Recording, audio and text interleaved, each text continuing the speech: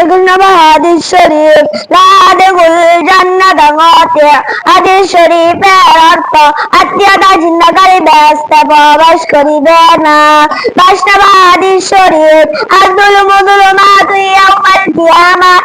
হাদিস শরীফের অর্থ জুলুম কিয়ামতের দিন সমান্তরাল হইয়া দেখা দিবে।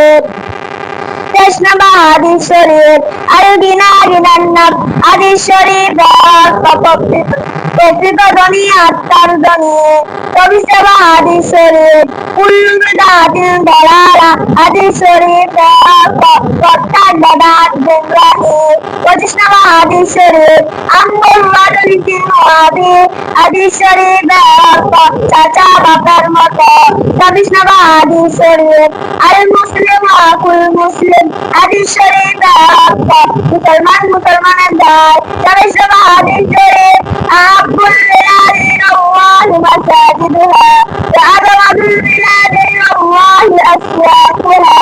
হাদিস শরীফের অর্থ আল্লাহ তাআলার নিকট সবচেয়ে প্রিয় জায়গা মসজিদ এবং সবচেয়ে খারাপ জায়গা বাজার।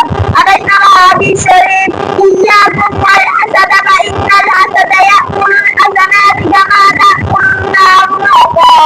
হাদিস শরীফের অর্থ হিংসা হইতে দূরে থাকো, কেননা হিংসা নেতৃত্ব ধ্বংস করিয়া দেয়।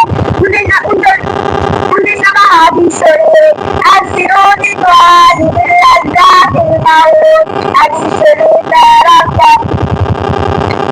তোমরা অধিক পরিমাণ মৃত্যুকে স্মরণ করো, কেননা মৃত্যু দুনিয়ার স্বার্থে ধ্বংস করিয়া দেয়।